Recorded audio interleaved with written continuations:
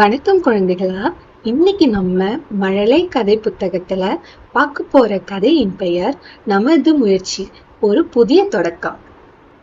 எங்கள் குடியிருப்பில் கோடைக்கால திருவிழா நடக்கப் போகிறது என்ற அறிவிப்பு பலகையை பார்த்ததும் அமுதாவும் இனியாவும் மிகுந்த உற்சாகமடைந்தனர்.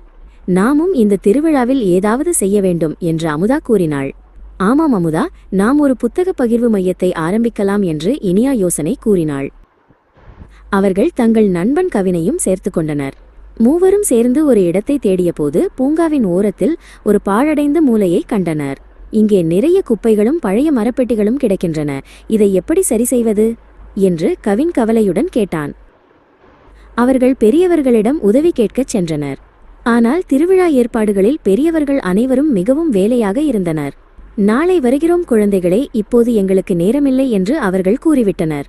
இனியாவும் கவினும் ஏமாற்றத்துடன் திரும்பினர். பெரியவர்கள் வரும் வரை நாம் ஏன் காத்திருக்க வேண்டும்?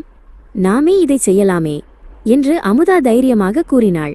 அவளது தன்னம்பிக்கையை பார்த்ததும் இனியாவிற்கும் உற்சாகம் வந்தது. சரி, நாம் முதலில் இந்த இடத்தை சுத்தம் செய்வோம் என்று இனியா துடைப்பத்தை எடுத்தாள். கவினும் அவர்களுடன் இணைந்தான். பெரிய பாரமான பெட்டிகளை எப்படி நகர்த்துவது என்று அவன் யோசித்தான். பிறகு தனது பழைய விளையாட்டு கைவண்டியை எடுத்து வந்தான். இனியாவும் கவினும் சேர்ந்து அந்த பெட்டிகளை வண்டியில் ஏற்றி ஒரு ஓரமாக அடுக்கினார்கள்.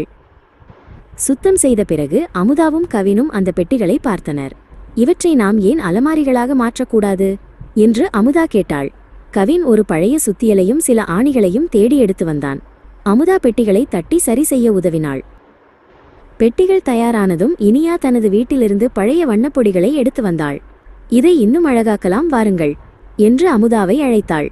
இருவரும் சேர்ந்து அந்த பெட்டிகளுக்கு பிரகாசமான நீல நிறம் தீட்டினார்கள். ஒரு பெட்டியின் பலகை உடைந்து கழன்று விழுந்தது. ஐயோ, இப்போது என்ன செய்வது என்று கவின் கேட்டான். இனியா சிறிது நேரம் யோசித்தாள். நம்மிடம் பசை இருக்கிறது, அதோடு சேர்த்து ஒரு துண்டு துணியால் இதை கட்டினால் உறுதியாக நிற்கும் என்று ஒரு புதுமையான வழியை கண்டுபிடித்தாள். வேலை முடிந்தது. இப்போது அந்த இடம் ஒரு அழகான புத்தக நிலையமாக மாறியிருந்தது. அமுதாவும் கவினும் தங்கள் வீடுகளிலிருந்த பழைய கதை புத்தகங்களை கொண்டு வந்து அடுக்கினார்கள். ஒவ்வொரு புத்தகத்தையும் வகைவாரியாக அவர்கள் அடுக்கி வைத்தனர். இதற்கு ஒரு பெயர் வேண்டாமா என்று கேட்டாள் அமுதா.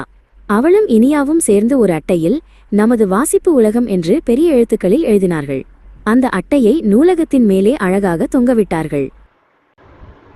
திருவிழா தொடங்கியது. பெரியவர்கள் அனைவரும் அந்த இடத்தை பார்த்து திகைத்து போனார்கள். இவ்வளவு பெரிய வேலையை நீங்கள் மூவருமே செய்தீர்களா? ஆச்சரியமாக இருக்கிறது என்று அவர்கள் பாராட்டினார்கள். இனியாவும் கவினும் பெருமையுடன் சிரித்தனர். நாங்கள் உதவிக்காக காத்திருக்கவில்லை, எங்களுடைய சொந்த அறிவையும் உழைப்பையும் பயன்படுத்தினோம் என்று அமுதா சொன்னாள். கவினும் அதை ஆமோதித்தான். சுயமாக சிந்தித்து செயல்பட்டதில் அவர்களுக்கு கிடைத்த மகிழ்ச்சி திருவிழாவின் மற்ற கொண்டாட்டங்களை விட பெரியதாக இருந்தது. இன்னும் குழந்தைங்களா, உங்களுக்கு இந்த கதை பிடிச்சிருந்ததா? இந்த கதை பிடிச்சிருந்ததுன்னா சேனலை லைக் பண்ணிட்டு சப்ஸ்கிரைப் பண்ணுங்க.